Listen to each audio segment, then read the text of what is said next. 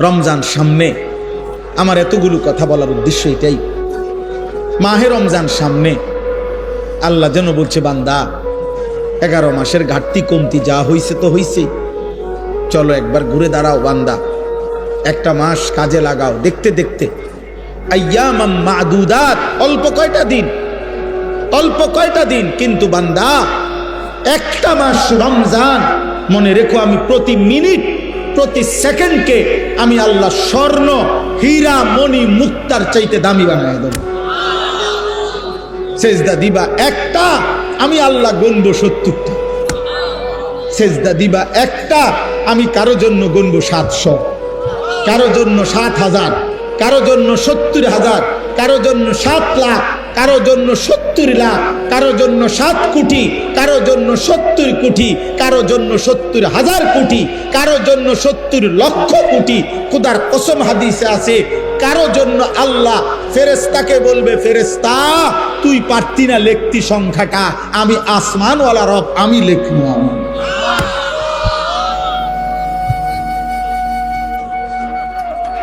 তোমার ক্যালকুলেশনে হবে না রে বান্দা, ফেরেশতা তোমার কম্পিউটার এটা ধরবে না। আনা আজিজি বিহি, আমার রোজাদার বান্দার প্রতি সেকেন্ডের বিনিময় আমি লিখবো। আমি তুই ভাবতাম সেই রমজান আমাদের সামনে, এইটাই মনে করাইতে আসছি। বলছি যে কিশোর ভাই, যুবক ভাই, গত 11 মাসের ব্যস্ততা থেকে বাবা মা বোন, পর্দার আড়ালের মা, উপস্থিত বয়স্ক চাচা বাবা, অভিভাবক, সবাই আমরা মুসলমান। আরেকবার ঘুরে দাঁড়া, রমজানকে কাজে লাগা।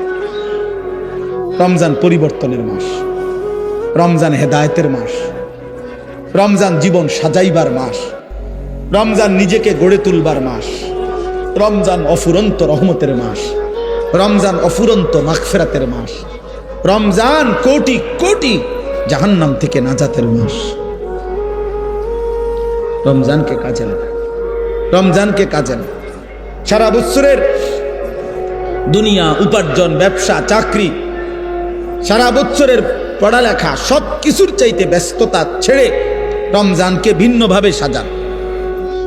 আল্লাহ আমাদেরকে তৌফিক দান করে,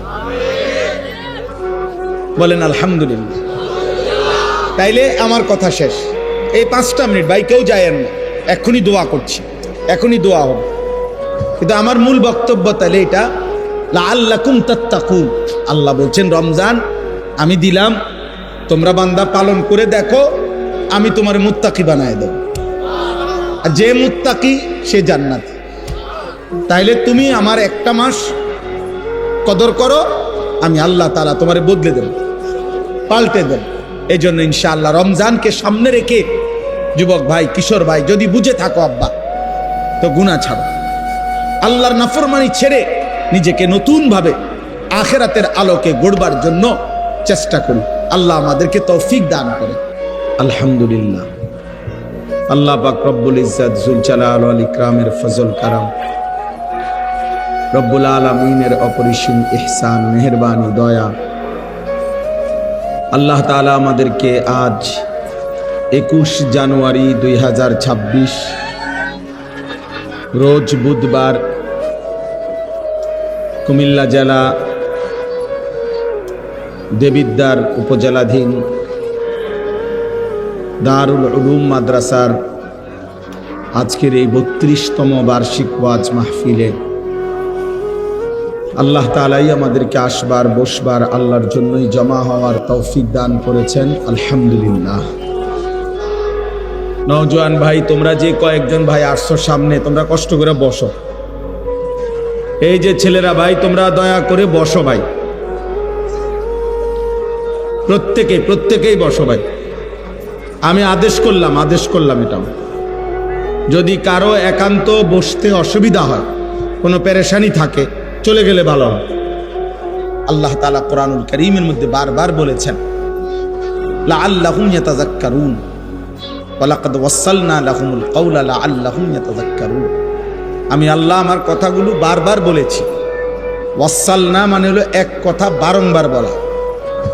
আল্লাহ বলেন আমি আমার কথাগুলো বারবার বলেছি, কেন? লাআল্লাহুম ইয়াতাযাক্কারুন, আমার বান্দাগণ যেন উপদেশ গ্রহণ করতে পারে। এটা মাকসাদ, উপদেশ যেন হাসিল হয়। এজন্য আল্লাহ তাআলা একই কথা কোরআনুল কারীমে বারবার বলছে। 3 কথা পুরা কোরআনের বক্তব্য, তাওহীদ, রিসালাত, আখিরাত। কোরআনুল কারীমের প্রত্যেক আয়াতে এই কোনটার একটা, হয় আল্লাহর প্রতি ঈমান, নয়তো রাসূলের কথার প্রতি ঈমান, নয়তো আখিরাতের প্রতি ঈমান। হয়তো ঈমান শিখাইছে, নয়তো কোনো ইবাদত আমলের কথা বলছে, নয়তো আখিরাতের ভয় দেখাইছে। এই কথাই ঘুরে ঘুরে, এই 3টি কথাই ঘুরে ঘুরে কোরআনে কখনো ঘটনা উল্লেখ করছে, কখনো মাসআলা উল্লেখ করছে, কখনো উপমা দৃষ্টান্ত উল্লেখ করছে। কিন্তু মূল মাকসাদ বান্দার ভিতরে যেন আল্লাহর প্রতি ঈমান, রাসূলের কথার প্রতি ঈমান, আখিরাতের প্রতি ঈমান যেন মজবুত হয়। এই জন্য বারংবার বলছে, ইয়া আইয়ুহাল্লাযীনা আমানু, এই কথাইটা হে ঈমানদারগণ কোরআনুল কারীমের মধ্যে 89 বার আছে। তা এতবার কেন? 89 বার আছে। আল্লাহ তাআলা চেয়েছেন প্রত্যেকবারে হে ঈমানদারগণ, হে আমার প্রিয় বান্দাগণ।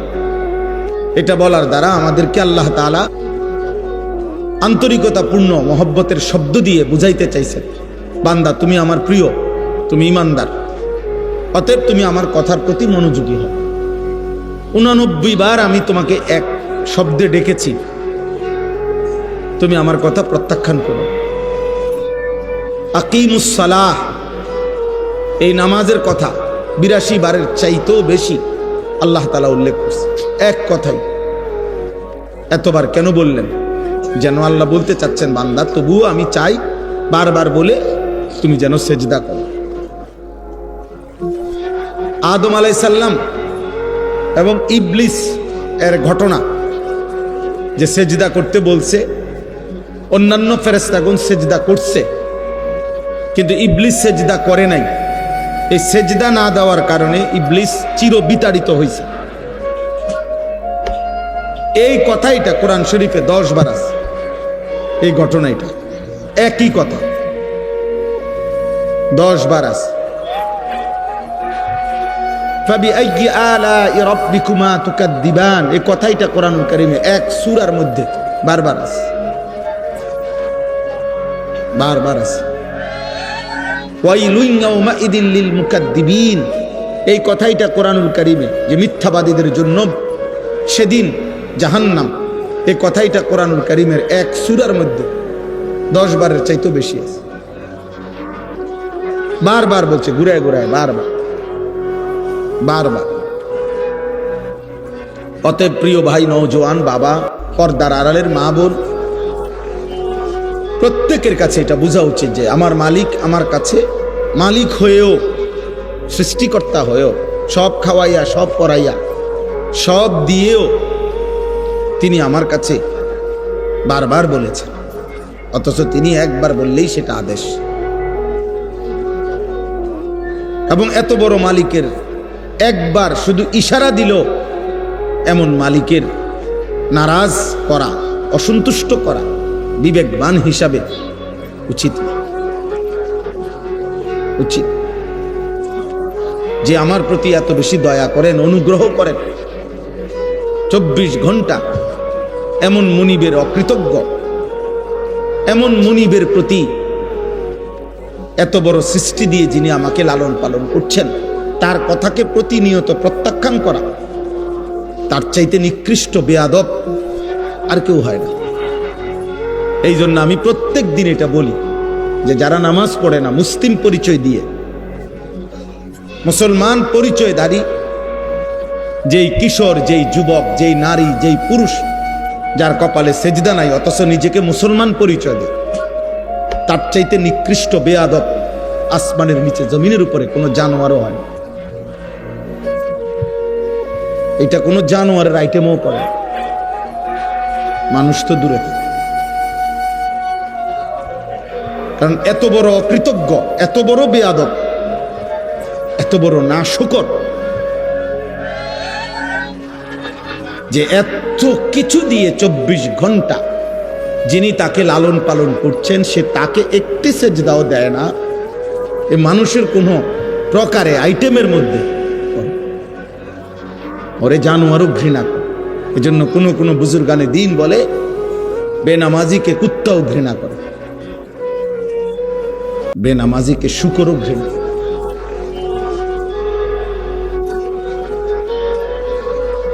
এজন্য বাবা এটা বোঝা উচিত, আত্মপরিচয় মিলাইবেন।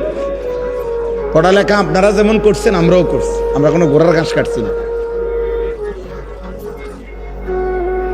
আপনারা যারা স্কুল কলেজে পড়ছেন আমরাও পড়ালেখাই করছি, আমরা সিরা চাবাইছি না। বাকি আসেন আপনি বইয়া মিলান, আপনি পড়ছেন কদ্দুর, আমরা পড়ছি কদ্দুর, চলেন আসেন। 16 বছর আপনি পড়ালেখা করে মালিক চিনলেন না, কি গোড়ার ঘাস কাটলেন। 16 বছর জ্ঞান অর্জন করেও বুঝলেন না যে সৃষ্টিকর্তাকে সেজদা দেওয়া উচিত। আমি তো 6 বছর বয়সে মুক্তবে থাকতেই বুঝছি আল্লাহকে সেজদা দেওয়া উচিত। আলহামদুলিল্লাহ, আমাদের নুরানি মাদ্রাসার নুরানির বাচ্চাও তো বোঝে, আমাদের মাদ্রাসাগুলোতে যে বাচ্চা পড়ে 6 বছরের, অয় তো বুঝে যে মুসলমান। আমি পিচ্ছি বাচ্চাটাও বুঝে 5 ওয়াক্ত নামাজ পড়তে হয়। আর 18 বছরের এই দামরা, 24 বছরের এই দামরা ওই পড়লো কি, ওই শিখলো কি, ওর বাপে আরে কি শিখাইলো, ওর প্রতিষ্ঠানে ওই কি শিখলো। ওই 18 বছর বয়সও বুঝে নাই যে সেজদা দিতে হয়। আলহামদুলিল্লাহ, আমাদের দিদি 6 বছরের বাচ্চা 5 ওয়াক্ত নামাজ পড়ে এবং প্রতিদিন পড়ে, জামাতের সাথে পড়ে। আমাদের 12 বছরের বাচ্চা হাফেজে কোরআন, আল্লাহর কোরআন পুরাটা কলিজার মধ্যে ধারণ করে। কার লগে কি তুলনা দিবেন? জেনারেল শিক্ষিত কোন লোক কোরআন সুন্নাহ যারা পড়ে তাদের সমমর্যাদার ধারে কাছেও তো আসার সুযোগ নেই, কোন সুযোগে নেই। যদি বলেন টাকা বেশি রোজগার করে, না, জেনারেল শিক্ষিত লোক টাকা বেশি রোজগার করে না।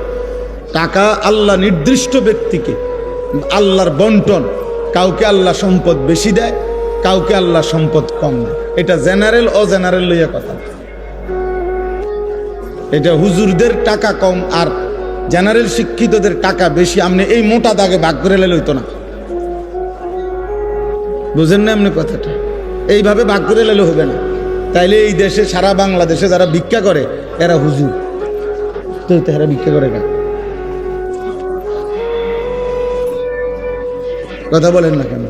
এই দেশে জেনারেল শিক্ষিত হাজারো লোক, লক্ষ লোকের চাইতে এমন অগণিত লাখ লাখ আলেম আছে যাদের আয় অনেক বেশি, অনেক বেশি। তাহলে এই ব্যবধান কেন? তাহলে আপনি এটা মোটা তাকে ভাগ করলে তো হইতো না। আপনি কোন যুক্তিতে ভাগ করবেন? বাংলাদেশে এখনো অশিক্ষিত বেকার তার চাইতে শিক্ষিত বেকার বেশি, একদম এটা হিসাব করা কথা। সার্টিফিকেটধারী বেকার বেশি, সার্টিফিকেটধারী চাকরি খুঁজতে খুঁজতে শেষ পর্যন্ত মেয়াদ থাকে না, বয়স থাকে না, এবারে আবার কয় যে আন্দোলন করে আরো 2 বছর বাড়াও, 3 বছর বাড়াও। অথচ উপার্জনই মাকসাদ যদি হয় তাহলে অসংখ্য অশিক্ষিত মানুষ বিপুল পরিমাণ সম্পদ দুনিয়া উপার্জন করছে। এই জন্য ভাই, বন্ধু, ছেলেরা, বাবা, বোঝাপড়া করা উচিত। কেউ কাউকে বোকা ভাবার সুযোগ নেই। আপনারাও আমগরে না, আমরাও আমনে করে না। কারণ আলহামদুলিল্লাহ স্কুলে পড়েন আর মাদ্রাসায় পড়ি, ভাত খাইয়েই বড় হয়েছি আমরা, সিরা খাইয়া না। আমনে যে দূর পৃথিবী চিনেন এদূর আমরাও চিনি। আপনারা যে এটারে টাইলস বলেন, আমরা মাদ্রাসার হুজুর ওইটারে টাইলসে কই, মাড়ি কই না। তাহলে দুনিয়া এটা বোঝাপড়া করা উচিত। শিক্ষার যদি আলাদা কোনো মূল্য থাকে, জ্ঞানের যদি আলাদা কোনো মূল্য থাকে, যে জ্ঞান শুধু খাওয়ার জন্য নয়, জ্ঞান শুধু ভোগ করার জন্য নয়, জ্ঞান শুধু উপার্জনের জন্য নয়, অন্য কিছু, তো সেই অন্য কিছুটা কি? সেই অন্য কিছুটা কি? যে জ্ঞান তোমাকে খোদার 365 দিনে একদিনও ফজরের নামাজ জাগাইলো না, চিনাইলো না, ভোরের আলো তোমারে কোনোদিন দেখলো না, তুমি কি জ্ঞান অর্জন করো? বলো না ভাই।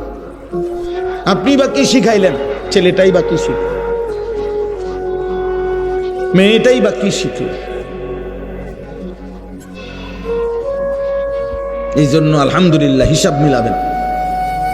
জেনারেল পড়ালেখা আমরাও পড়ছি, আপনারাও পড়েন, আমরাও পড়ছি আলহামদুলিল্লাহ। আমি কুমিল্লা ভিক্টোরিয়া কলেজ থেকে মাস্টার্স পাস করছি,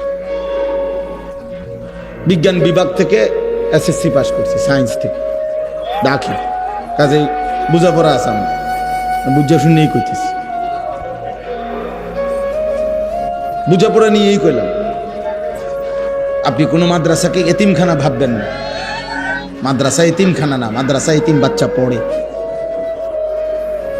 মাদ্রাসা এতিমের আশ্রয়স্থল, এটা এতিমখানা না। মাদ্রাসা মুসাফির খানা না, মাদ্রাসা কায়নাতের সর্বশ্রেষ্ঠ শিক্ষা যেটা কোরআন এবং সুন্নাহ, ওইটা পড়ার ঘর। যেই কোন যুক্তিতে, পৃথিবীর যেই কোন যুক্তিতে আজ পর্যন্ত কোন বিবেকবান কোরআন সুন্নাহর সামনে, পৃথিবীর কোন বেঈমান, কোন কাফের, কোন মুশরিক, কোন ইহুদি, কোন খ্রিস্টান, কোন নাস্তিক, কোন মুরতাদ, কেউ আল্লাহর কোরআনের বিপরীতে পৃথিবীর কোন শিক্ষাকে, পড়াকে 1 সেকেন্ডের জন্য উপরে উঠাইতে পারে নাই।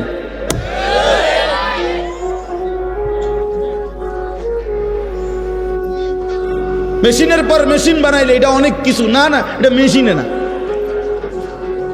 আপনি এটা দেখে আশ্চর্য কিছু মনে করে লাইছেন, এটা মেশিনে না। তো মেশিনে কে আশ্চর্য কি? এটা দ্রুত চলে, তো কি চলে? দ্রুত চলে, বুঝেন না? এটা তো প্রযুক্তির আধুনিকতা। মানে কি? এটা তো অনেক কিছু কি আছে। মনে করেন এটা এখন 3G ছিল, ওটা 4G হয়েছে, তো কি হয়েছে?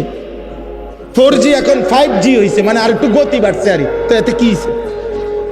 আশ্চর্য হয়ে গেল অনেক কিছু আল্লাহর কোরআনের সামনে, রাসূলুল্লাহ সাল্লাল্লাহু আলাইহি সাল্লামের হাদিসের সামনে।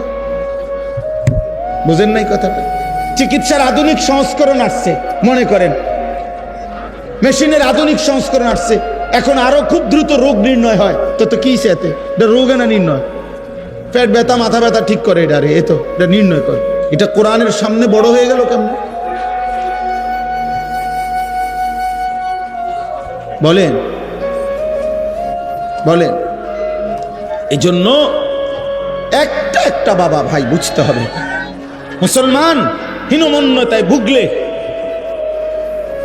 এটা বড় কাপুরুষতা, দুর্ভাগ্য।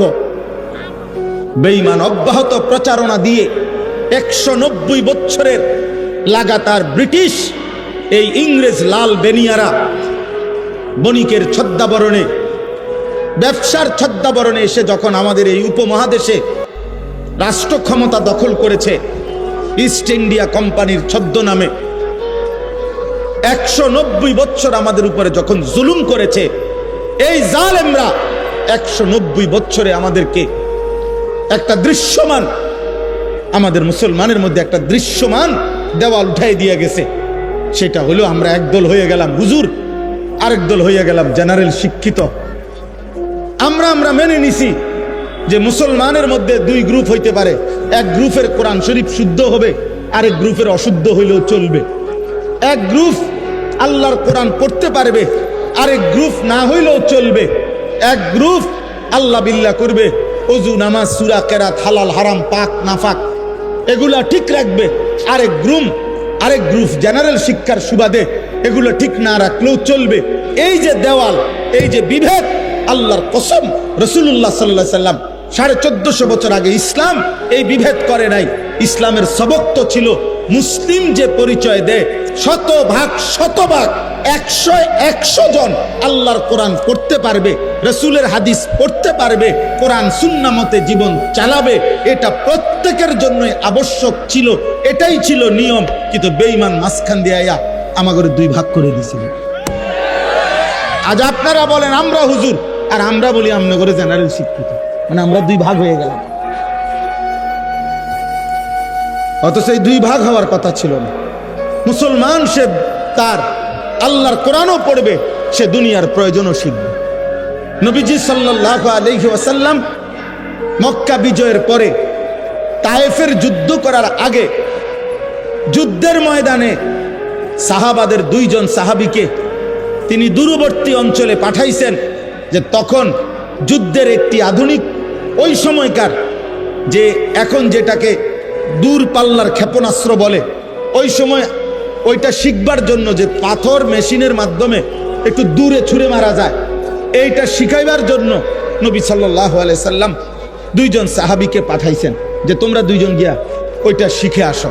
তাহলে এই যে 2 জন সাহাবী এই দূরপাল্লার এই ক্ষেপণাস্ত্র শিখতে গেছে, ওনারা কোরআন শরীফ শুদ্ধ পড়তে পারতেন না। কথা বলেন না কেন? ওনারা 5 ওয়াক্ত নামাজ পড়তেন না।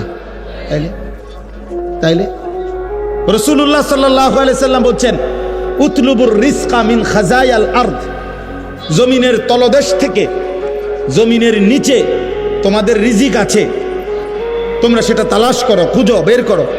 তাহলে এই যে খনিজ সম্পদ আহরণ, এটার জন্য নবী আদেশ করছেন।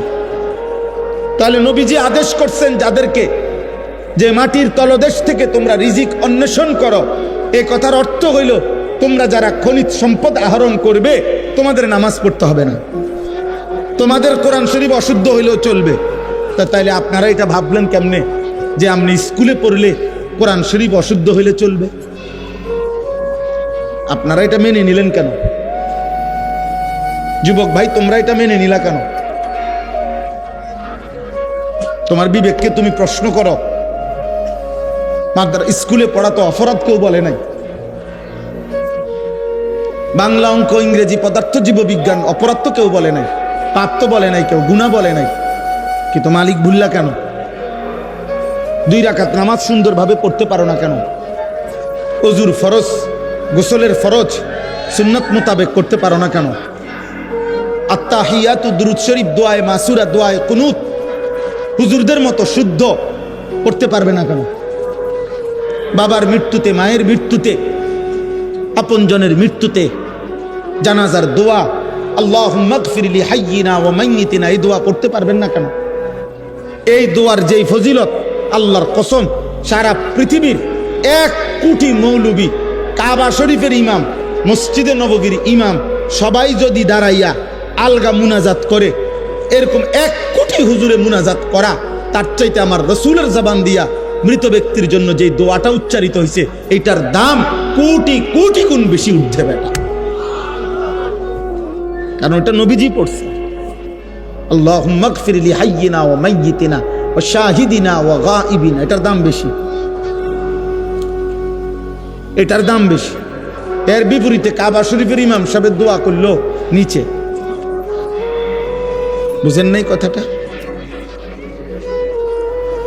এই জন্য বললাম দোস্ত, আফসোসের বিষয়, আজ আমরা দৃশ্যমান ভিন্ন হয়ে গেল।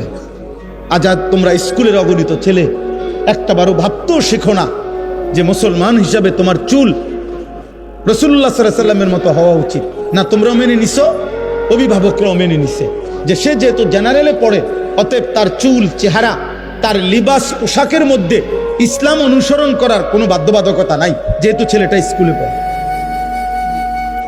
আমরা এটা মেনে নিলাম কেন? আমরা এটা মেনে নিলাম কেন? মা বাবা মেনে নিছে, এই জন্য ওনারা প্রত্যেক দিন দেখে যে ছেলেটার চুল মুশরিকের মতো, বেঈমানের মতো।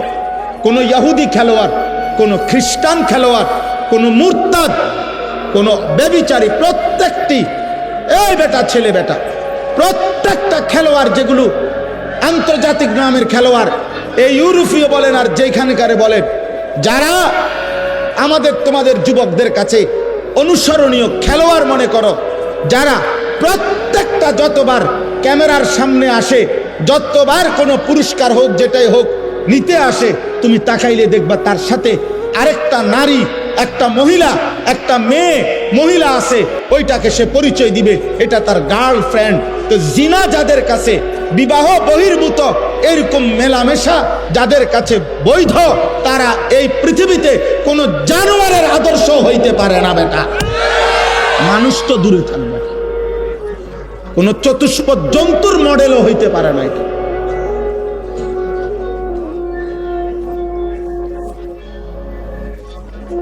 সে প্রকাশ্যে মহিলাকে নিয়ে সে ছবি তুলতেছে, ক্যামেরায় পোজ দিতেছে, এটা তার গার্লফ্রেন্ড।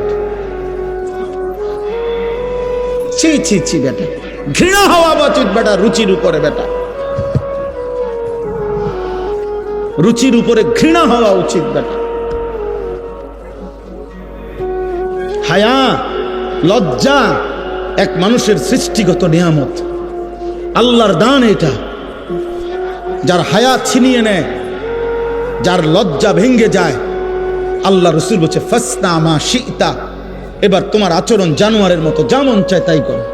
যা বেটা, তোর যেহেতু লজ্জা নাই, তুই খারাইয়া মুতলে কি আর বইয়া মুতলে কি, তুই রাস্তার ধারে মুতলে কি আর মানুষের চোখের সামনে মুতলে কি। পাশে দিয়া মানুষ যাইতেছে, মহিলা যাইতেছে, পুরুষ যাইতেছে, সিএনজি যাইতেছে, ও এখানে বসে পেশাব করতেছে, ধরেন তার কত বড় নিকৃষ্ট রুচি। কি তারে পড়াইলো, কে কি পড়লোতে, এই বাচ্চাটা কি পড়লো।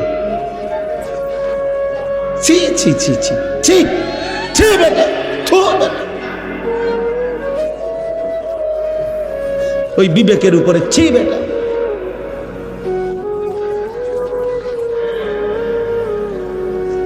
আফসুস বেটা, আফসুস। এই জন্য আমরা এটা মনে করাইলাম, আমি একজন বাবা অভিভাবক মনে করাইলাম, আরেকবার বুঝাপড়া করে। আপনারা কারো যদি বুঝার দরকার হয় বা আমগোর লগে তর্ক করতেও মন চায়, আপনি কইয়েন আমি আমু। কোন দিন তর্ক করবেন সেদিন আমু, ইনশাআল্লাহ ইনশাআল্লাহ। ইউরোপের পড়ার উপরে ভরসা করিলে শুধু মুসলমান হয়ে ওইটা এই সন্তানকে মনে রাখবেন ইকোনমিক্যাল অ্যানিমেল বানাবে, মানুষ বানাবে। ইউরোপের স্লোগান হলো, পুঁজিবাদের স্লোগান হলো, বস্তুবাদের স্লোগান হলো ভোগ, উপভোগ, জীবন ভোগ করো। ইকোনমিক্যাল অ্যানিমেল, উপার্জনের জন্য নিজেকে গড়ে তোলো। কেমনে পড়লে, কি শিখলে, কি করলে, আর কোন পলিসি অ্যাপ্লাই করলে 1 লাখ টাকা উপার্জন হবে, আরো পলিসি খাটাও, এবার মাসে 3 লাখ টাকা আসবে, আরো পলিসি খাটাও, পরিশ্রম আরো বাড়াও, এবার মাসে 10 লাখ টাকা ইনকাম হবে, আরো পলিসি লাও, তুমি একসাথে 3 কোটি টাকা ব্যাংক লোন নাও, তারপরে ফ্যাক্টরি খুলে দাও, এবার মাসে 1 কোটি টাকা আসবে। তুমি একসাথে, আমার ওই দিন বলছে হুজুর, আমি দোয়া করতাম, আমার একদিন একজনে কইছে ওনাদের কোম্পানি কিছুদিন আগে 1200 কোটি টাকা লোন নিছে, 1200 কোটি টাকা। আমি দোয়া করতাম, হেতের লাগে, আমি ব্যাককল পাইছি আমারে। হ্যাঁ, আপনি আমার ব্যাককল ঠাওরাইছেন, আমি আমনের মতো হারাম খোরের জন্য দোয়া করতাম। হ্যাঁ, সামনে তো অনেকেরই দেখলে মাইস দেই, এগুলোর মধ্যে অনেকগুলোর মধ্যে তো পরে পরীক্ষা করলে ফরমালি নাইব। কথা তো মৌখিক বলতেই হয়, চলতেই হয়, কিন্তু হৃদয়ের ভালোবাসা কোনো নাফরমানের জন্য কখনোই থাকে না। আল্লাহ রাসূল সাল্লাল্লাহু আলাইহি সাল্লাম বলছে, লা তুসাহিব ইল্লা মুমিনান, মুমিন ছাড়া কাউকে বন্ধু বানায়ও না। ওয়ালা ইয়াকুল মালাকা ইল্লা তাকিয়ুন, মুত্তাকি ছাড়া কাউকে ভালোবেসে কিছু খাওয়াইও না। হাদিস নবীজি বলেছে সাল্লাল্লাহু আলাইহি ওয়াসাল্লাম। এই জন্য আমি প্রত্যেকটা ছেলে পেলে, বাবা, ভাই, মা, বোন, আপনাদের কাছে এটা বুঝাইতে চাই, আমরা এটা ফিরে আসেন, আপনারা পড়েন, আপনারা ভাগ করে যে যেখানে পারেন পড়েন, কোনো সমস্যা নেই। কিন্তু আপনারা আরেকবার হিসাব মিলান, আমরা মানুষ হব না কেন? আমরা আল্লাহ চিনব না কেন, আমরা রসুল চিনব না কেন? এক বিন্দু কোনো যুক্তি তো থাকতে হবে। কোরআন শরীফ না মানার পিছনে একজন মুসলিম পরিচয়ধারী অথচ আল্লাহর কোরআন মানে না, কারণটা কি? তার একটা বাস্তব যুক্তিসঙ্গত কোনো কারণ তো দর্শাইতে হবে। আপনি এটা কোন, আপনি এটা কারণ বলেন। আপনি যে মুসলমান, রাসূলুল্লাহ সাল্লাল্লাহু আলাইহি সাল্লামের সুন্নাত ত্যাগ করলেন কেন? এটার একটা বাহ্যিক কারণ বলেন। দাড়ি কাটার উপরে একজন ভদ্রলোক একটি কারণ দর্শান। একটা লোক, একটা চ্যালেঞ্জ করলাম যে এর কোনো ন্যূনতম, রাসূলুল্লাহ সাল্লাল্লাহু আলাইহি সাল্লাম শতবার দাড়ি লম্বা করতে বলছে, দাড়ি লম্বা করতে বলছে, দাড়ি লম্বা করতে বলছে। এখন আপনি যে কাটলেন, আমি আপনার লোকের তর্ক করছি না, আপনার লজ্জাও দিচ্ছি না, কিন্তু আপনার কাছে কোনো এটার উপরে দলিল ভিত্তিক যুক্তিসঙ্গত কোনো কারণ আছে কিনা সেটা পেশ করো। আপনি থাকলে এখন দাঁড়াইয়া বল, আমি শুনি যে এর কোনো ন্যূনতম কোনো উপকার পৃথিবীর কোনো চিকিৎসা বিজ্ঞান, কোনো দার্শনিক, কোনো পণ্ডিত, কোনো বুদ্ধিজীবী, কোনো গবেষণাগারে প্রমাণিত হয়েছে? কোথায় সেটা? কোথায় সেটা? কি নাই, কোথাও কারো কাছে নাই, আমি শুনি নাই। এরপর আমি বহুত লোকের জিজ্ঞাসি, বহুত জেনারেল শিক্ষিত, একেবারে উচ্চ শিক্ষিত লোক আলহামদুলিল্লাহ আমাদের সাথে সম্পৃক্ততা আছে, মহব্বত করে। জিজ্ঞাসি, স্যার আপনি বলেন, বাইর করে দেন, আপনি গবেষণা করে বাইর করে দেন, দাড়ি কাটার উপরে সৌন্দর্য, অথবা দাড়ি কাটলে দাড়িওয়ালা মানুষের চাইতে দাড়ি কাটুন না মানুষের এক সুতা একটু বেশি সুন্দর দেখা যায়, এটার উপরে যুক্তিটা কি? এটার উপরে একটা অথেন্টিক কথা বলেন যে এটা কোন যুক্তিতে বোঝা গেল যে হুজুর এই আলোকে প্রমাণিত হয়েছে যে দাড়িওয়ালার চাইতে দাড়িবিহীন মানুষের সৌন্দর্য বেশি ফুটে ওঠে। এটা কি? সেটা যুক্তিটা কি বলেন? কিন্তু দাড়িওয়ালা সুন্দর দাড়িবিহীন মানুষের চাইতে, এ কথার উপরে আমি দলিল দিতে পারবো। আপনারটার উপরে আপনি দেন, আমি দিমুকিল লেগে, আপনারটা আপনি বাইর করেন, আমারটা আমি কম। এই পৃথিবীতে 1450 বছরে লক্ষ লক্ষবার প্রমাণিত হয়েছে রাসূলুল্লাহ সাল্লাল্লাহু আলাইহি সাল্লাম, ওনার সাহাবায়ে কেরাম 1 লক্ষের চাইতে বেশি সাহাবী রাতে দিনে সকালে দুপুরে দিবানিশি নবীজিকে দেখছেন হাজার হাজার বার, লক্ষবার। প্রত্যেকেই অকপটে সাক্ষ্য দিছেন, যতবার নবীজিকে দেখছি খোদার কসম এর চাইতে সুন্দর এই গোটা সৃষ্টিতে আর কাউকে দেখি না। তাহলে বুঝা গেল দাড়িওয়ালা চেহারা লক্ষের চাইতে বেশি সাহাবীর দৃষ্টিতে সুন্দর, অনুসারীদের দৃষ্টিতে সুন্দর। 1 2 কোরআনুল কারীমের মধ্যে আছে ওয়াদ-দুহা ওয়াল-লাইলি ইযা সাজা, এই শব্দের 2 তাফসীর। এক তাফসীর হলো ওয়াদ-দুহা শব্দের অর্থ হলো আল্লাহ তাআলা বলছেন, হে বন্ধু আমার, আপনার এই পবিত্র চেহারা, যে চেহারা আলোকোজ্জ্বল, আপনার এই সুন্দর আলোকোজ্জ্বল নূরানি পবিত্র আলোকিত সুন্দর চেহারার আমি আল্লাহ কসম করছি। রাসূলুল্লাহ সাল্লাল্লাহু আলাইহি সাল্লামের চেহারা মুবারকের কসম আল্লাহ করছেন, তাইলে আল্লাহর কাছে এই চেহারা যদি সুন্দর না হয় তাহলে তিনি কসম করছেন কেন? আর নবী সাল্লাল্লাহু আলাইহি সাল্লামের চেহারা মুবারক দাড়িওয়ালা ছিল না দাড়িবিহীন? খালাস। আপনারটা আপনি ওই দেখেন, ওই আপনারা দেখেন, ওনার পিছনে 3 জন মুরব্বী বসা। দেখেন দেখেন ভাই, তোমার পিছনে দেখো, তুমি ঠ্যাঙ্গালগি দিয়ে দাঁড়াও, মোবাইলে কষ্ট হইতেছে তো তোমার ছবি উঠাইতে, পায়ের উপরে ভর দিয়া ছবি উঠাইতেছে। তুমি একটা বাঁশ আনো, আইনা খাড় করাও। না না, লজ্জা না দিলে হবে না। কেন? আমি সুন্দরভাবে নিষেধ করছিলাম না? কথা বলেন না কেন? আমি কি মহব্বতের সাথে বলছিলাম কি না? বলে তাহলে বলে না হুজুর আমি আপনার কথা মানতাম না, তো চলে গেলে ভালো। আমি তো শুরুতেই বলছি আমি ব্যক্তিগতভাবে কোনো প্রার্থী না, আমি আগের থেকে এই তবিয়তের মানুষ। আমি দিল থেকে বলতেছি, বিশ্বাস করেন, আমি বিশ্বাস করি আমার জনসমর্থন দিয়ে আমি করব কি? আমি তো ভোটে দাঁড়াইছি না, আমি কোনো মার্কার পক্ষে কোনো প্রচারণাও করি না, কোনো সময় না, কোনো সময় না, কোনো মার্কার পক্ষে আপনি আমারে প্রচারণা পাবেন না। আমি করি না, আমি এটি বুঝি না। একজনের সব বুঝতে হবে এটা জরুরিও না। তাহলে আমি এত জনসমর্থন তো দরকার নাই আমার। আমি বিশ্বাস করি একজন মানুষকেও আল্লাহর কথা বললে সওয়াব হয়। হয় একজনকে আল্লাহর কথা বললে সওয়াব হয়নি, তো আমার সওয়াব দরকার, আমার নেকি দরকার। আমি সংখ্যা দিয়ে করবো কি? আমার অনেক সময় অনেকে বলে না আমগো মানুষ হুজুরারে, হ্যাঁ হুজুর ওয়াজ তো করেন আপনারা, হেদায়েত হয় কয়জন? না না, আমার গোনার দায়িত্ব না তো, না এটা আমার দায়িত্ব দেয় নাই, গোনা আমাদের দায়িত্ব। আমি যদি আমগুড়ি গনি তো এই ডাইন কাঁধে বাম কাঁধে ফেরেস্তা বড়াগো কি কাম? আমা তো ওনা করে রাখলো কেন? হ্যাঁ তো ওনারা না গুনবো, হিসাব করবো কারা? এরা। তো গোনা আমার দায়িত্ব নেই, আমার দায়িত্ব মেহনত, আমার দায়িত্ব বলে যাও। এরপরে দ্বিতীয়ত আল্লাহর নবীকে আল্লাহ বলছে বন্ধু আমনের পিছনের দিকে তাকাবার দরকার নাই, আপনি শুধু বলতে থাকেন, চেষ্টা করতে থাকেন, দাওয়াত দিতে থাকেন। হেদায়েত দেব কাকে? ফয়সালা সম্পূর্ণভাবে একক আমি আল্লাহর হাতে। আমি যদি ঈমান দেই কেউ ফিরাইতে পারবে না, আমি যদি না দেই বন্ধু, আপনি বন্ধু বললেও দেব না। আরে নবী বলার পরেও দেয় না ঈমান।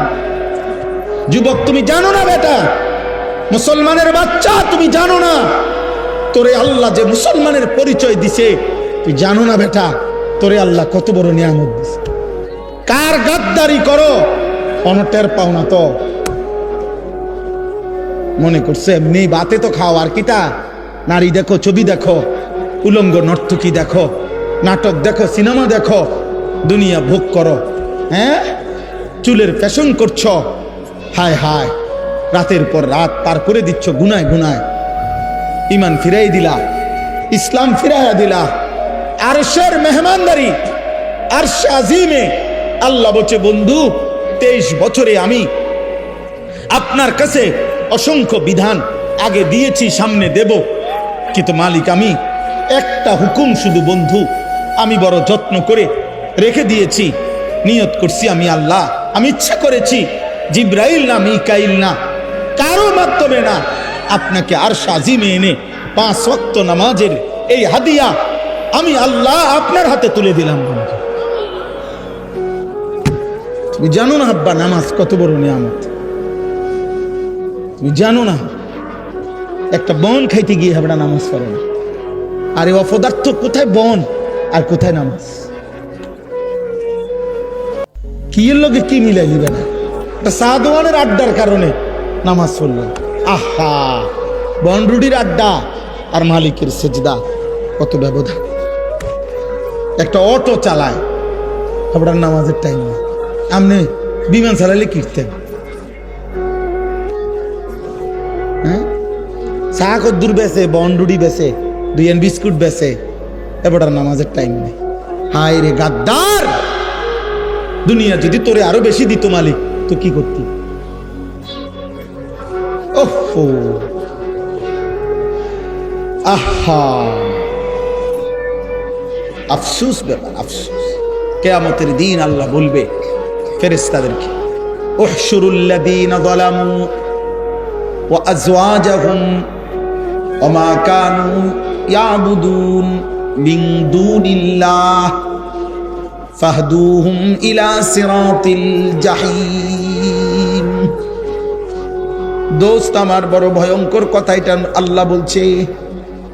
কিয়ামতের দিন আল্লাহ ফেরেশতাদেরকে বলবে, ফেরেশতারা আমার প্রত্যেকটা নাফরমান বান্দাকে সামনে আন, আর প্রত্যেকটা পাপী বান্দার সাথে সে যার সঙ্গী হয়ে অথবা যাকে সঙ্গী বানিয়ে পাপ করেছে ওরেও আন।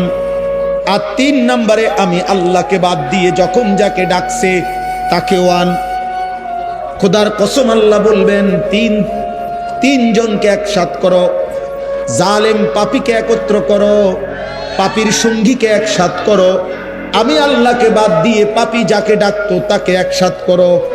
আল্লাহ বলবেন এই 3 জনকে একসাথ করে ফাহদুহুম ইলা সিরাতিল জাহিম, 3টারেই ধাক্কা দিয়া জাহান্নামের রাস্তায় পাঠায় দাও।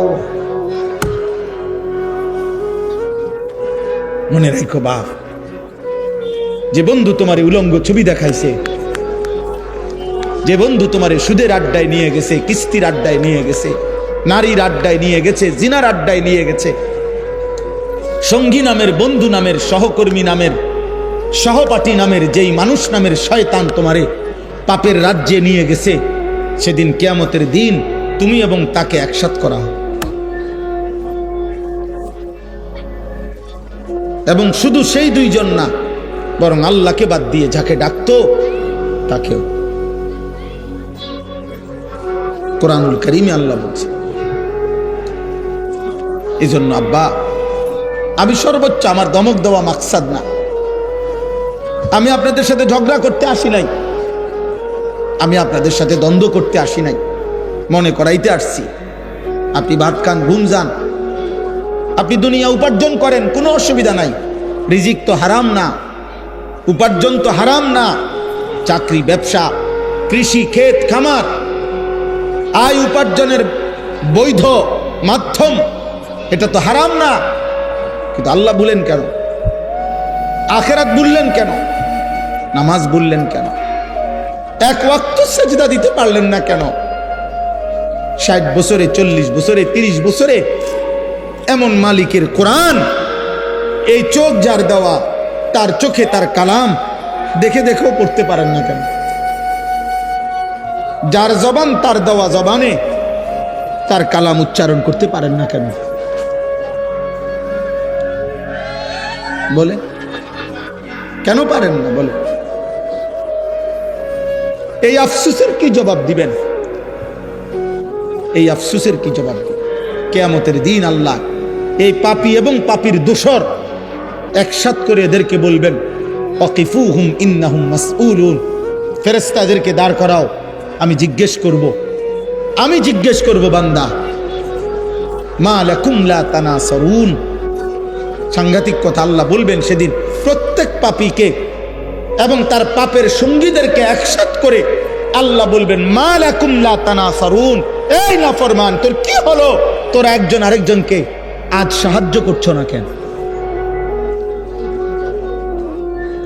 সেদিন না বলছিলা তুমি, দোস্ত তুই নিশ্চিন্ত থাক, আমি তোর পাশে আছি। আল্লাহ বলেন, সেদিন না বলছিলা দুনিয়াতে, আজ তাকে সাহায্য করছো না কেন? মা লাকুম লা তানাসারুন, কি হলো তোমাদের? পরস্পর পরস্পরকে সাহায্য করছো না কেন? বাল হুমুল ইয়াউমা মুস্তাসলিমুন। আল্লাহ বলে, না, যার কেউ সাহায্য করবে না, বরং প্রত্যেকেই আমি আল্লাহর সামনে মাথা নুয়ে পড়বে। স্যারেন্ডার, নেতাও স্যারেন্ডার, কর্মীও স্যারেন্ডার, বন্ধুও মাথা নুইবে, সহযোগীও মাথা নুইবে, প্রত্যেকেই মাথা নুয়ে ফেলবে। পাপীও, পাপের সঙ্গীও, পাপ কাজের সহযোগিতাকারীও। এজন্য এটা বড় মারাত্মক। আমি তো করি নাই, না না, সহযোগী হলো বিপদ। আল্লাহ নবী বলছে, যেমন হাদিসে আছে, লাআনাল্লাহু আকিলার রিবা ওয়া মুকিলাহু ওয়া শাহিদাইহি ওয়া কাতিবাহু। আল্লাহ নবী বলছে, যে সুদ খায় তার উপরে আল্লাহর লানত, যে সুদ দেয় তার উপরে আল্লাহর লানত, যে সুদের সাক্ষী থাকে তার উপরে আল্লাহর লানত, যে সুদের কথা লিখে দেয় তার উপরে আল্লাহর লানত, লানত, লানত, লানত। কিছু বলার থাকলে নবীকে বললেন। আপনার যদি কোনো আপত্তি থাকে, অসুবিধা, কেউ যিনি বলছেন ওনারে বলেন, উনি আছেন মদিনা শরীফে, ওনার কাছে গিয়ে বলে আসেন, রওজা শরীফে গিয়ে, যে আপনি এটা বললেন কেন, এত বড় কথা বললেন কেন? আমরা মুসলমান, আমাদের আখিরাত ভুলে গেলে চলবে না। আমরা মুসলমান, আমাদের আল্লাহ ভুললে চলবে না। আমরা মুসলমান, আমাদের নবী ভুললে চলবে না রে আব্বা। দৃশ্যমান এই দুনিয়া আমাদেরকে ছেড়ে দিতে হবে, আমাদেরকে চলে যেতেই হবে, আমাদেরকে ফিরতেই হবে আপন নিড়ে, সেটা কবর। আমাদেরকে ফিরতে হবে শুধু আরো সামনে, সেটা হাসরের না। আমাদেরকে যেতে হবে আরো সামনে, সেটা ফুলসেরা। আমাদেরকে যেতে হবে আরো সামনে, সেটা জান্নাত কিংবা জাহান্নাম। থামবেন সেদিন, জান্নাতে বা জাহান্নামে যাবেন যেদিন। এর আগে এই পথ চলা থামবে না, সামনে যেতে হবে, সামনে আগে বাড়ে। ইরতাহালাতিদ দুনিয়া মুদবিরা ওয়ারতাহালাতিল আখিরাতু মুকবিলা। আল্লাহর নবী বলছে, উম্মত, প্রতি সেকেন্ড দুনিয়া তোমার পিছে যায়, প্রতি সেকেন্ড আখিরাত তোমার সামনে আগায়। এই জন্য আপনাকে ইচ্ছাই হোক অনিচ্ছাই হোক, ছোট ভাই বড় ভাই, জওয়ান কিশোর বয়স্ক বাবা, আমি আপনি পর্দার আড়ালের মা, আমাদের প্রত্যেককেই ইচ্ছায় হোক অনিচ্ছায় হোক আগে বাড়তে হবে, সামনে যাইতে হবে, সামনে। আর কোনোদিন পিছনের দিকে যাওয়া যাবে না। আল ওয়াক্তু আনফাসুন লা তাউদু, সময় নিঃশ্বাসের মতো, যা আর ফিরে না, আর ফিরে না।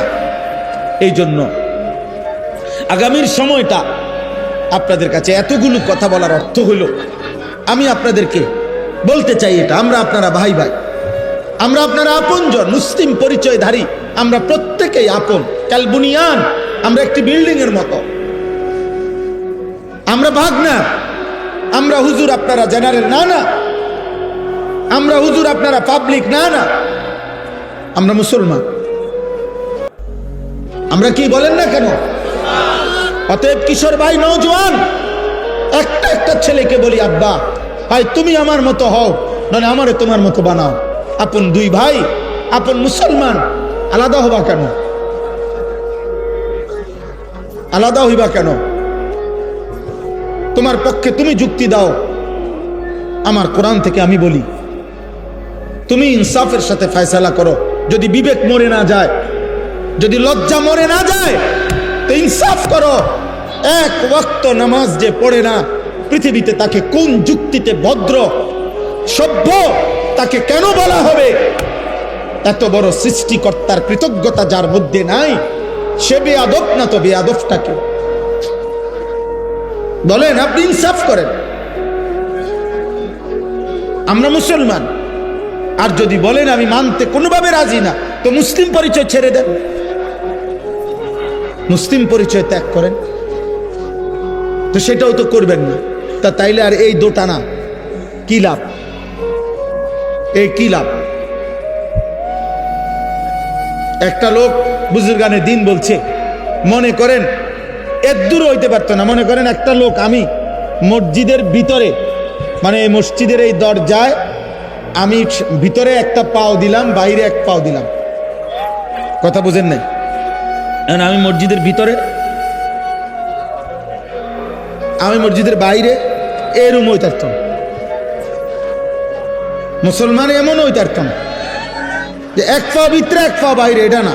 আল্লাহ কোরআনে বলছেন, পুরা পুরা পুরা মাথার চুল থেকে পায়ের নখ পর্যন্ত তোমার পুরা বডি ইসলামের মধ্যে ঢুকা।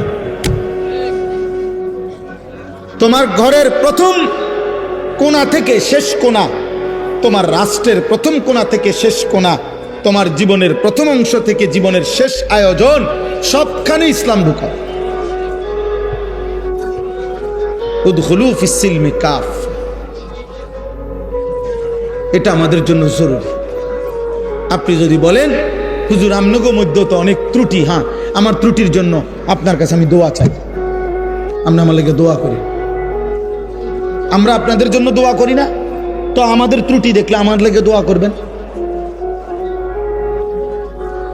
বুঝেন নাই কথাটা? কিন্তু আপনি যখন দেখছেন আমি আগুনে পুড়ে গেছি, তো এই কারণে আপনি ইচ্ছা করে আগুনে পুড়ে যাবেন, তো তাইলে এই জন্য আমরা প্রত্যেকের এটা, আল্লাহ নবী সাল্লাল্লাহু আলাইহি সাল্লাম বলছেন, আল মুমিনু মিরআতুল মুমিন, এক মুমিন আরেক মুমিনের আয়না। আয়না আয়না আয়নায় দাঁড়াইলে যেমন চেহারার দাগ চিহ্ন স্পট বোঝা যায়, এক মুমিন আরেক মুমিনের সামনে দাঁড়াইলে ওই মুমিনের জন্য তার কল্যাণকামিতা ফুটে ওঠে, তার ক্ষতি, তার গুনাহ, তার নাফরমানি জীবন দেখলে তার কলিজায় ব্যথা ওঠে, তার কলিজায়। আল্লাহ নবী সাল্লাল্লাহু আলাইহি সাল্লাম হাদিসের মধ্যে আছে, ওয়া আনা আখিযুন বিহুজাজিকুম, নবীজি বলছে, উম্মত আমি চেয়েছি গত 23 বছরে তোমাগরে জাহান্নাম থেকে বাঁচাইতে। কেমনে চাইছি, মানে আমার অস্থিরতাটা কেমন ছিল? নবীজি বলছেন, মনে করেন এই হাত আওলাদ ভাইয়ের, তা আমি ওনার হাত ধরে বললাম, ভাই আপনি ফিরেন, আল্লাহর দিকে আসেন, গুনাহ থেকে বাঁচেন, জাহান্নামের আগুন থেকে বাঁচেন। উনি আমার হাত থেকে টাইনা খুলে ফেললো। আচ্ছা ঠিক আছে, এটা সম্ভব। এবার আমি ওনার কাঁধে হাত দিয়ে বললাম, না ভাই, আপনি এই ভুল করেন না ভাই, এটা গুনাহ, এটা পাপ, আপনি জাহান্নামের রাস্তা থেকে ফিরেন। উনি মনে করেন আমার হাত টান দিয়া কাঁধের থেকেও ফেলে দিছে। এইবার আমার যেহেতু দিলের মধ্যে পেরেশানি যে আমি ওনারে বাঁচাইতেই হবে জাহান্নাম থেকে, এবার আমি ওনার কোমরের মধ্যে জড়াইয়া ধইরা, কোমরের মধ্যে এরকম জড়াইয়া ধইরা বললাম, না রে ভাই, তুমি আমারে গুসাও আর কিলাও, যাই করো, আমি তোমারে জাহান্নামের আগুনের দিকে যাইতে দেব না, আমি তোমাকে ফেরাইতেই চাই। এই কোমরে জড়াইয়া ধরলে এই বাঁধন খোলা কঠিন না? কথা বলেন না কেন? আল্লাহর কসম, নবীজির হাদিসের অর্থ এটা। তিনি বলছেন, উম্মত, আমি চেয়েছি আমার একটা উম্মতকে কোমরে জড়াইয়া ধরে হলেও জাহান্নামের আগুন থেকে বাঁচা।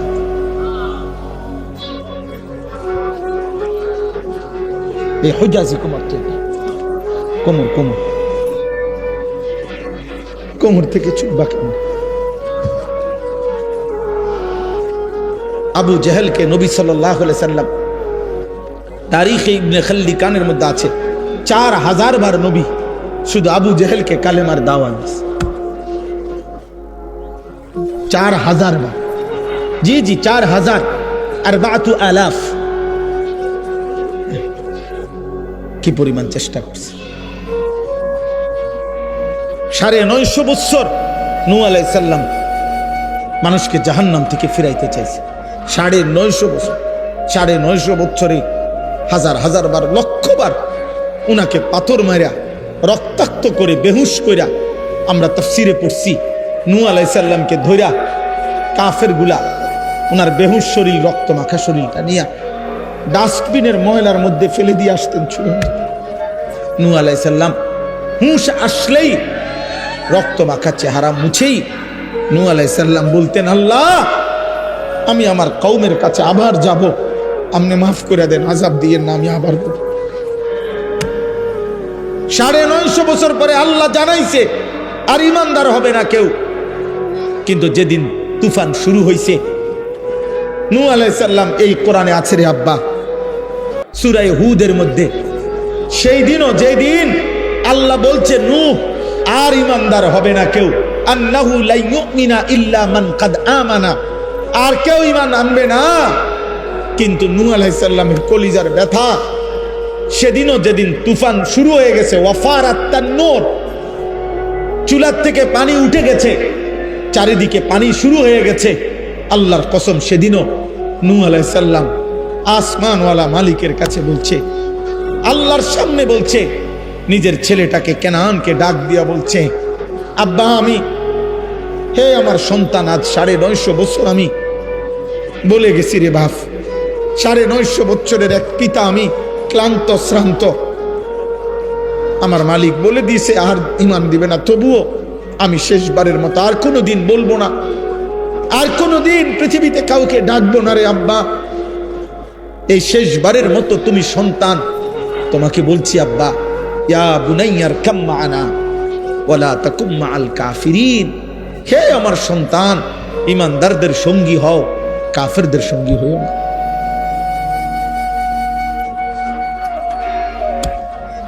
ইয়া বুনাইয়ার কাম মা'ানা ওয়ালা তাকুম মা'আল কাফিরিন। নূহ আলাইহিস সালাম বলছে, পুত, ইমানদারদের সঙ্গী হও, কাফেরদের সঙ্গী হইও না। ইব্রাহিম আলাইহিস সালাম ওনার আব্বাকে হাজার বার বলছে, ইয়া আবাতি, ইয়া আবাতি, ইয়া আবাতি, হে আমার আব্বা, ঈমান আনেন আব্বা, ঈমান আনেন আব্বা, কালেমা পড়েন, আল্লাহকে মানেন। ইয়া আবাতি লা তা'বুদিশ শাইতান, হে আমার পিতা, আপনি শয়তানের গোলামি কইরেন না। ইয়া আবাতি ইন্নী আখাফু আন ইয়ামাসসাকা আযাবুম মিনার রাহমান, হে আমার আব্বা, ঈমান ছাড়া যদি কবরে যান, আমার আল্লাহর আযাব আপনাকে ঘিরে ফেলবে। এইভাবে বলছে। এক পিতা তার বাপকে জাহান্নাম থেকে বাঁচাইতে চাইছে, এক বাপ তার ছেলেকে জাহান্নাম থেকে বাঁচাইতে চাইছে। বারবার বলেছে, বারবার বারবার বারবার বারবার, আপনি মুসলমান বাপ হয়ে ছেলেটা এক ওয়াক্ত নামাজ পড়ে না, আপনি কেমনে মেনে নিলেন? আপনি মুসলমান স্বামী হয়ে আপনার স্ত্রী একদিনও পর্দা করে না, হায় মুসলমান স্বামী, আপনি কেমনে মেনে নিলেন? আপনি মুসলমান অভিভাবক হয়ে আপনার ঘরে প্রতিদিন রঙিন টেলিভিশনে নর্তকী নাচে, আপনি ইমানদার কেমনে মেনে নিলেন? কেমনে মেনে নিলেন বাপ? আল্লাহ আমাদেরকে মাফ করে দেন। আল্লাহ আমাদের কলিজার মধ্যে বুঝ দান, আল্লাহ আমাদের হৃদয়ে ঈমান দান করে, হৃদয়ে ঈমান দান। একটা একটা ছেলে বুঝতে শিখবে। এই আমার কথা শেষ। রমজান সামনে, আমার এতগুলো কথা বলার উদ্দেশ্য এটাই। মাহে রমজান সামনে, আল্লাহ যেন বলছে, বান্দা 11 মাসের ঘাটতি কমতি যা হইছে তো হইছেই, চলো একবার ঘুরে দাঁড়াও বান্দা, একটা মাস কাজে লাগাও। দেখতে দেখতে আইয়ামাম মাদুদাত, অল্প কয়টা দিন, অল্প কয়টা দিন, কিন্তু বান্দা একটা মাস রমজান, মনে রেখো আমি প্রতি মিনিট প্রতি সেকেন্ডকে আমি আল্লাহ স্বর্ণ হীরা মণি মুক্তার চাইতে দামি বানায় দেব। সেজদা দিবা একটা, আমি আল্লাহ গুনবো 70টা।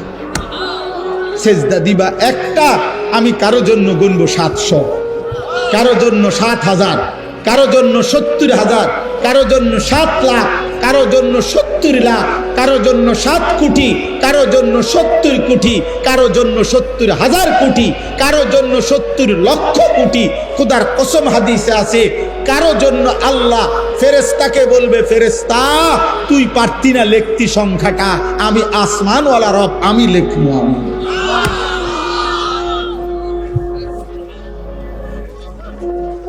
তোমার ক্যালকুলেশনে হবে না রে বান্দা, ফেরেশতা তোমার কম্পিউটার এটা ধরবে না।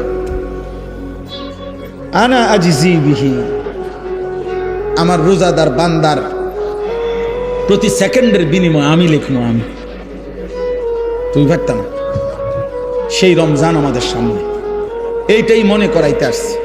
বলছি যে কিশোর ভাই, যুবক ভাই, গত 11 মাসের ব্যস্ততা থেকে বাবা মা বোন, পর্দার আড়ালের মা, উপস্থিত বয়স্ক চাচা বাবা, অভিভাবক, সবাই আমরা মুসলমান।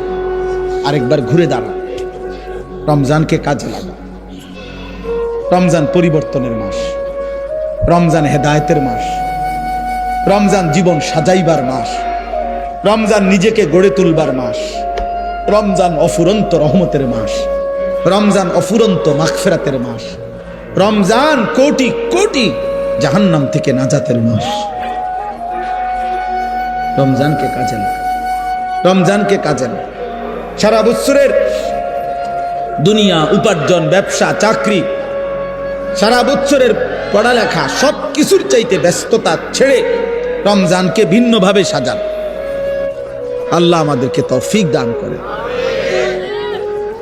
বলেন আলহামদুলিল্লাহ। তাইলে আমার কথা শেষ। এই 5টা মিনিট ভাই কেউ যায়েন না, এখনই দোয়া করছি, এখনই দোয়া হবে।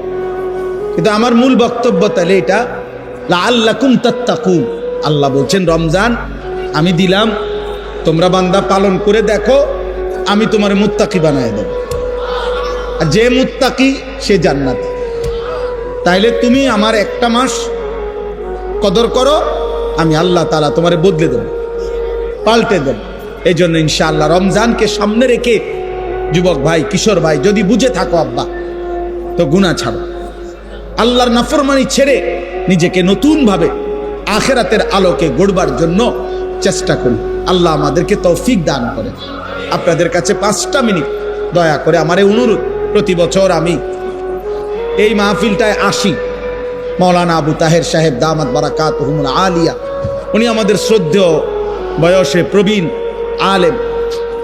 আমাদের বয়সের সাথে ওনার অনেক ব্যবধান, আপনারা জানেন। অনেক দিন ধরে এই মাদ্রাসা তিল তিল করে কষ্ট করে এতটুকু পর্যন্ত আসছে। আপনারা প্রত্যেকের কাছে আমার অনুরোধ, এই 2টা মিনিট আপনারা যদি প্রত্যেকে মাদ্রাসার জন্য যার যার সামর্থ্য মতো একটু সহযোগিতা করেন, বরকত হবে। আল্লাহর জন্য দিলে, কোরআনের জন্য দিলে ঠকবেন না। প্রত্যেকের কাছে অনুরোধ, যাদের সুযোগ হয় প্রত্যেকে পারলে 1000 টাকা, পারলে 500টা টাকা, মাশাআল্লাহ আপনারা একটু দেন। তুমি একটু সামনে যাও, এনে দাঁড়াও, বা মাদ্রাসার উস্তাদকে দাও, দেন, ওনার হাতে দেন। বা বাচ্চা না, এত বাচ্চা তো শুধু বাচ্চার তেমন সে টিয়া কম দেয়, বয়স্ক মানুষই তো। শুধু বাচ্চা তো দিলে মনে করবে হাতের কাছে 20 টাকা দিলে সারি। বুঝের মানুষ নেন, হ্যাঁ আপনি নেন। বসির তুমি যাও, না না রুমাল না, হাতে নেন, হাতে নিলে চলবে। এমনিও যদি কেউ দেন আমার কাছে, 1000 টাকা দিলেন, 2000 টাকা দিলেন, 500 টাকা দিলেন, তো দেন আমার কাছে, আল্লাহ বরকত দেবে। বাপ দেন ইনশাআল্লাহ। এই যে একজন দিছেন, কত 5000, কি নাম? 200 টাকা, 50 না 200 টাকা, আল্লাহ কবুল করেন। মাশাআল্লাহ 100 টাকা, 50 টাকা দেন, প্রত্যেকেই দেন। যুবক ভাই তোমরাও দাও ভাই, 100 টাকা থাকলে 100 টাকাই দাও। আপনারাও কিছু মাবা, কিছু চাচা যারা এই মহল্লারও আছেন, আপনারাও প্রত্যেকে 1000 টাকা, 500 টাকা, 2000 টাকা সহযোগিতা করেন, আল্লাহ বরকত দেবেন ইনশাআল্লাহ। আরো কয়েকজন দিছেন আগে, আওলাদ ভাইয়ের কাছে দিছিলেন আপনারা কয়েকজন, মাশাআল্লাহ। হ্যাঁ চিনি, কি জানি নাম, ফয়েজ আহমদ সাহেব, 5000 টাকা, আল্লাহ কবুল করেন, মাশাআল্লাহ। কি নাম আপনার? 1000 টাকা, 500 টাকা, আল্লাহ কবুল করেন। চাচাজান দিচ্ছেন 500 টাকা, আল্লাহ কবুল করেন। জি আরো কেউ দিবেন, দেন। তাজুল ইসলাম খান 1000 টাকা, আল্লাহ কবুল করেন, আল্লাহ কবুল করেন, মাশাআল্লাহ মাশাআল্লাহ, আল্লাহ কবুল করেন। ভাই নাম কি? মুশারফ ভাই 1000 টাকা, আল্লাহ আপনি তৌফিক দান করেন, আল্লাহ আপনি কবুল করেন।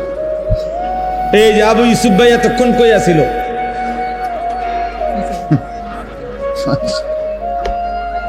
কি নাম আপনার? আব্বার নাম কি? হাজি আব্দুর রশিদ। হাজি আব্দুর রশিদ সাহেব চাচা যান ইন্তেকাল করেছেন, ওনার জন্য 1000 টাকা দিয়েছেন, দোয়া চেয়েছে, আল্লাহ কবুল করেন, আল্লাহ আপনি মাফ করে দেন, আল্লাহ মাফ দেন, প্রত্যেকে দেন। আবু ইউসুফ ভাইয়ের কাছে আবার দেন। হ্যাঁ মালিক মাফ করে দেন, মাফ করে। নওজোয়ান ভাই সবাই নামাজ পড়েন, মহব্বত করে নামাজ পড়েন। নওজোয়ান সেজদা ছাড়া দামি হয় না আব্বা, দামি হয়। মোবাইল টিপতে টিপতে মানুষ দামি হয় না। নারী দেখলে, ছবি দেখলে, অশ্লীল দৃশ্য দেখলে মানুষ সম্মানই হয় না, ঘৃণিত হয়। এই জন্য একটা যুবক ভাই, যদি কেউ বুঝে থাকো ভাই, সেজদা দিও, সেজদা দিও, আল্লাহ তৌফিক দান করেন। আলহামদুলিল্লাহ রাব্বিল আলামিন, আল্লাহুম্মা আনতাস সালাম ওয়া মিনকাস সালাম, তাবারাকতা ইয়া যাল জালালি ওয়াল ইকরাম, ইয়া রাব্বি লাকাল হামদু কামা ইয়ানবাগি লিজালালি ওয়াজহিকা ওয়া আযীমি সুলতানিক, ওয়া সাল্লি আলা মুহাম্মাদিন কামা হুয়া আহলুক, ওয়া ফাআল বিনা খায়রান কামা আনতা শানুক, ইয়া আরহামার রাহিমিন, ইয়া আরহামার রাহিমিন, ইয়া আরহামার রাহিমিন। রব্বানা যালামনা আনফুসানা ওয়া ইল্লাম তাগফির লানা ওয়া তারহামনা লানাকুনান্না মিনাল খাসিরিন। রব্বানা আতিনা ফিদ দুনিয়া হাসানা ওয়া ফিল আখিরাতি হাসানা ওয়া কিনা আযাবান নার। রব্বিরহামহুমা কামা রব্বায়ানি সগীরা। রব্বানা হাব লানা মিন আজওয়াজিনা ওয়া যুররিয়াতিনা কুররাতা আ'য়ুন ওয়াজআলনা লিল মুত্তাকিনা ইমামা। মাওলাই করিম আপনি মাফ করে দেন, রব্বে করিম আপনি মাফ করে দেন, মেহেরবান মাওলা আপনি মাফ করে দেন। আল্লাহ পিছনের জিন্দেগির গুনাহ মাফ করে দেন, আগামী জীবন আপনি সুন্দর করে দেন, ঈমান আমল দান করেন, ইজ্জত আফিয়ত দান করেন, সেজদাওয়ালা কপাল বানিয়ে দেন, কাঁদনেওয়ালা চোখ বানিয়ে দেন, জিকিরওয়ালা জবান বানিয়ে দেন, মোহব্বতওয়ালা দিল বানিয়ে দেন, সুন্নাতওয়ালা জীবন বানিয়ে দেন। আল্লাহ আগামী জীবন আপনি সুন্দর করে গড়বার তৌফিক দান করেন। আল্লাহ মাহে রমজান পর্যন্ত হায়াত ভিক্ষা দান করেন। মাওলা ভিক্ষা দিয়েন, মাওলা দয়া কইরেন, মাওলা রমজান পর্যন্ত পৌঁছায়েন মওলা। আল্লাহ রমজান খুব কাছাকাছি মওলা, রমজান খুব কাছাকাছি মওলা। আর 1 মাস বাকি নাই মওলা। আল্লাহ আপনি বঞ্চিত করেন না, বঞ্চিত করেন। তীরে এসে তরি নিবাই দেন না, ডুবাই দেন না। আল্লাহুম্মা বারিক লানা ফি রাজাব ওয়া শাবান ওয়া বাল্লিগনা রমাদান ওয়া বাল্লিগনা রমাদান ওয়া বাল্লিগনা রমাদান। মাওলা রমজান পর্যন্ত হায়াত ভিক্ষা দিয়েন, রমজানের রহমত মাগফিরাত দান করিয়েন। রমজানকে সামনে রেখে জীবনটা আরেকবার সাজাইবার তৌফিক দান করেন, আখিরাতের ফিকির দান করেন, কবরের ভয় দান করেন, জাহান্নামের ভয় দান করেন, জান্নাতের আশা দান করেন। একজন একজন যুবককে বদলে দেন, বদলে দেন, বদলে দেন। আল্লাহ কিশোর যুবক ছেলেগুলোকে পাল্টে দেন, নামাজি বানায় দেন, চুল চেহারা আখলাক ইমানদারের মতো বানায় দেন। আল্লাহ মোবাইলের আসক্তি, নারীর আসক্তি থেকে বাঁচাই দেন। মদের আড্ডা, জুয়ার আড্ডা থেকে আপনি হেফাজত করেন। আল্লাহ হারাম জীবন থেকে ফিরায়া দেন, ফিরায়া দেন। আল্লাহ ফিরায়া দেন। মা বাপ এদের মুসলমান রে মাওলা, একটা ছেলেকেও বঞ্চিত কইরেন না মাওলা। আমার বাবা, চাচা, বয়স্ক মুরব্বী, উনাদেরকে বাকিটা হায়াত আরো বেশি নেক আমলের তৌফিক দান করেন, নেক আমলের তৌফিক দান করেন। পর্দার আড়ালের মা বোনদেরকে মাফ করে দেন মাওলা। মা ফাতেমা রাবেয়া বসরিয়ার মতো বানায় দেন। মাদ্রাসা কবুল করে নেন, মাদ্রাসা কবুল করে নেন, মাদ্রাসা কবুল করে নেন। মাদ্রাসার জরুরত পূরণ করে দেন। ছাত্র উস্তাদদেরকে ইখলাস ও তাকওয়া দান করেন। মৌলানা আবু তাহির সাহেবের হায়াতে তৈয়বা আফিয়া দান করেন। মৌলানা আওলাদ ভাইকে আল্লাহ উম্মতের জন্য, দ্বীনের জন্য কবুল করে নেন। আল্লাহ জবানে বরকত দান করেন, কলিজায় ফিকির দান করেন। আল্লাহ আমাদের সবাইকে মাফ করে দেন, আমাদের সবাইকে মাফ করে দেন। আয় আল্লাহ আমার দেশকে নিরাপদ করে দেন, আমার দেশকে নিরাপদ করে দেন। একজন ইনসাফগার, ন্যায়পরায়ণ শাসক আমাদেরকে দিয়েন মাওলা। কোনো জালেমের হাতে তুলে দিয়েন না, কোনো জালেমের হাতে তুলে দিয়েন না, কোনো জালেমের হাতে তুলে দিয়েন না রে মাওলা। আমরা জুলুমের শিকার হতে চাই না। ইজ্জত নিয়ে কোরআন বুকে সেজদা দিয়ে বাঁচতে চাই মাওলা। শহীদ শরীফ উসমান হাদি রহমতুল্লাহ আলাই এই ইমানদার যুবকের কবর নূরে নূরে ভরপুর করে দেন।